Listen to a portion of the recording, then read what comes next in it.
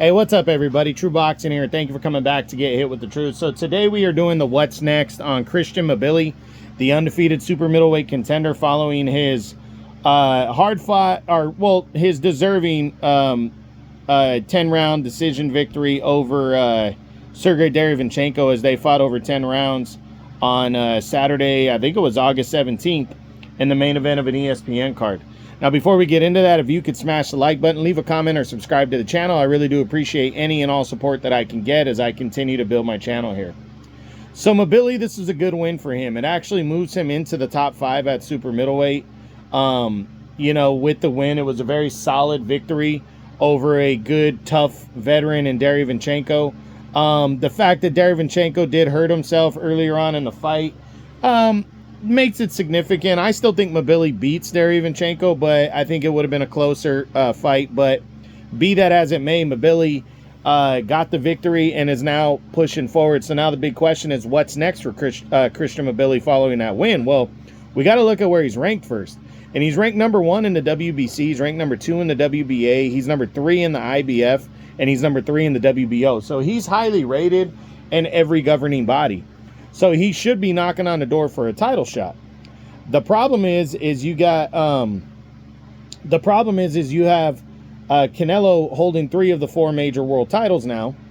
The only one he doesn't hold is the IBF, where he's ranked number 3. Now, that could be potential right there. So we're going to run through the top 10 and see what could be coming up for Christian Mbilli following this win.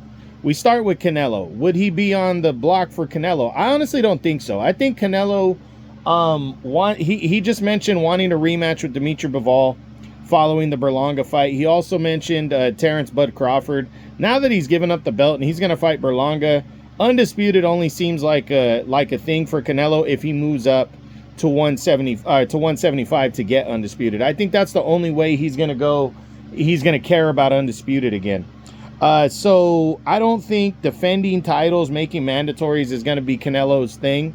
So he might give up another belt or all the belts, you know, and just say, fuck it. The IBF might have been the first domino to fall in terms of the world titles at 168. So I don't think he's going to be concerned with making a mandatory defense against Mbilli. So I don't see that one.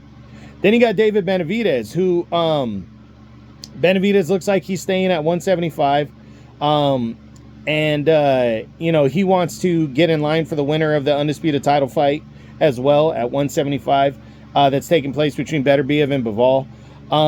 Mbilli, I just don't think he has an opportunity at 168 against Benavidez. I don't think Benavidez will come back down for the weight unless it's for Canelo. I think that's the only fight Benavidez is going to come down to 168 for. Excuse me. Then there's Jaime Munguia, which is a very intriguing, interesting battle, and I think this one could be an option. Munguia's fighting Eric Bazinian, also a Canadian. He's fighting him on September 20th, and if he's victorious, I mean, these two guys could be the favorites to get in line right here, because Munguia is number 2. If Canelo gives up that belt, Munguia is number 2 in the WBC. If Canelo gives up the WBC belt, these guys are both ranked they're both with Top Rank now in ESPN. This can be an all-out showdown for the vacant WBC title, and I think that's very, very possible. I think a lot is riding on the Bazinian,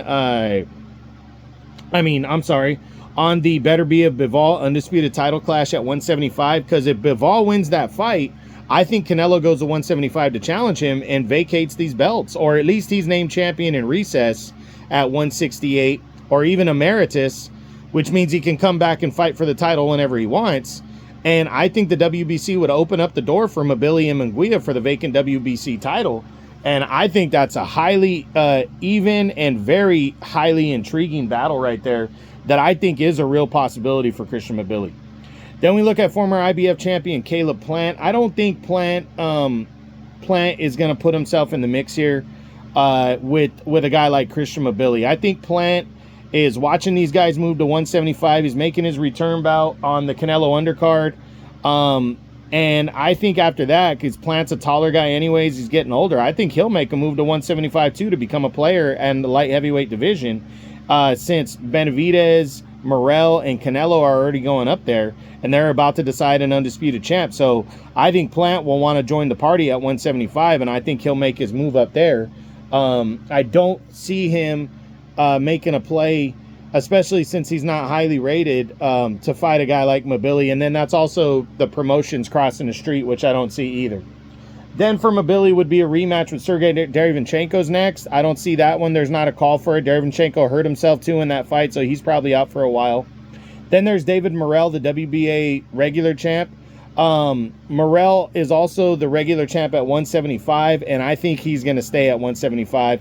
He's also a PBC guy where Mbilli is with Top Rank, and I think Top Rank will keep him away from Morrell just because they want to keep in-house and have a fight, like I said, with Munguia maybe.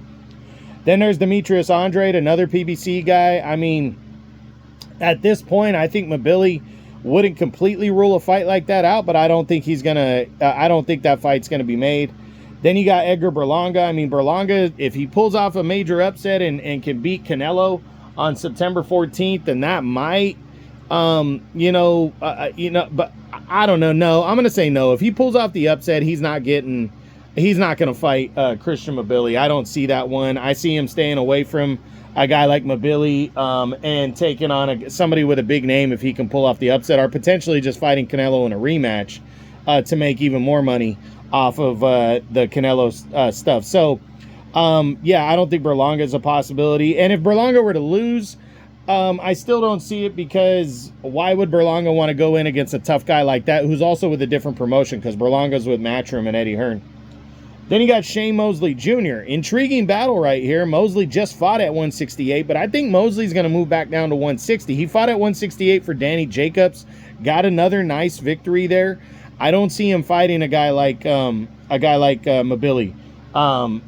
Mosley, at 168, unless he got paid fat. He is a free agent now, so if he got paid fat to fight Mbilli, that'd be one thing, but I think Mosley's probably going to come back down to 160 and see what opportunities are there for world titles. So those are the guys in the top 10 that were at my mid-year top 10s. The other guys, you got William Skull, who's likely going to fight Vladimir Shishkin, and we'll throw Shishkin in there because he's the top 5 outside of the top 10.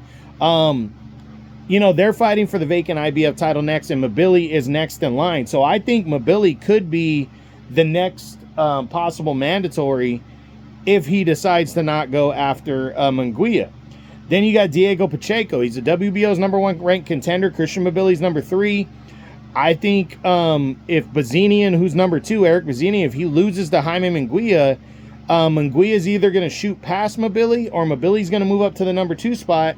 And then we're going to see, again, after the Canelo situation, will Mbilli go after a guy like Pacheco instead of Munguia? It's going to be interesting to see, because Pacheco fights on another fights for, I think, DAZN and Matchroom. So I think he would stay away from Pacheco and likely go after Munguia instead, but we don't know, to be honest. I mean, they might think that's a more winnable fight, more winnable title. So it just depends on what happens there. And then, again, Eric Bazinian. This would be a good fight. And if Bazinian beats Jaime Munguia, can pull off the upset, he's going to be highly rated in the governing bodies. And I really think, we could see Mbilli versus Bazinian is not ranked in the WBC right now. Well, he is. No, he's number 6. He pulls off the upset over the number 2 Jaime Munguia. He moves up to number 2. And then it's Bazinian and Mbilli in an all-Canadian battle for potentially the vacant WBC belt. That absolutely would be next, in my opinion. I don't think there's any doubt there. And then Lester Martinez is highly rated in the WBA right now. I don't think he gets. I don't think he's going to be an option for Mbilli. So for Christian Mbilli, at the end of the day, what do I see? I honestly think Jaime Munguia is the front runner for the vacant WBC title. I think the WBC would make this fight because they're 2 big names. I also think there's a possibility of if Eric Bazinian upsets Munguia, I think the winner of basically Munguia-Bazinian on September 20th is a front runner for Mbilli. I think, and it would be for the vacant WBC title most likely after Canelo deals with Edgar Berlanga. Unless Berlanga were to pull off the upset, and then that wouldn't even matter because Berlanga and Canelo would fight in a rematch, most likely. But And then I think the other really, there's two other options. The winner of Skull and Shishkin for the vacant IBF title, because Mbilli's ranked the next highest ranked guy. I think that's a possibility. And then I do think there's an outside shot of Mbilli and Diego Pacheco, but it would have to be for like the vacant WBO belt, kind of the WBC situation. Pacheco's #1 right now. So that would be it. So those are the ones. I really believe it's going to be Munguia for the vacant WBC title. That's just what I'm kind of speculating because it just makes sense. You know, Canelo has started to give up these belts at 168 with the IBF title. He's expressed interest in fighting, what's his name, at 175, Bivol, in a rematch if Bivol beats Beterbiev. He's also said that he didn't say the Terrence Crawford fight couldn't happen. I don't think he cares about the titles and being undisputed anymore, obviously.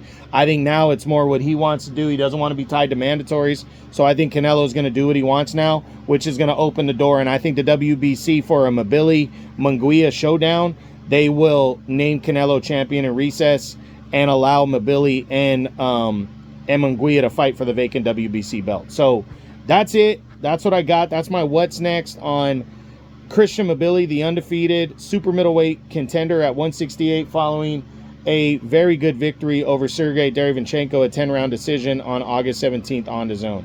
I hope you enjoyed the video. If you did, smash the like button, leave a comment, or subscribe to the channel. I appreciate any and all support. This is True Boxing. You've been hit with the truth.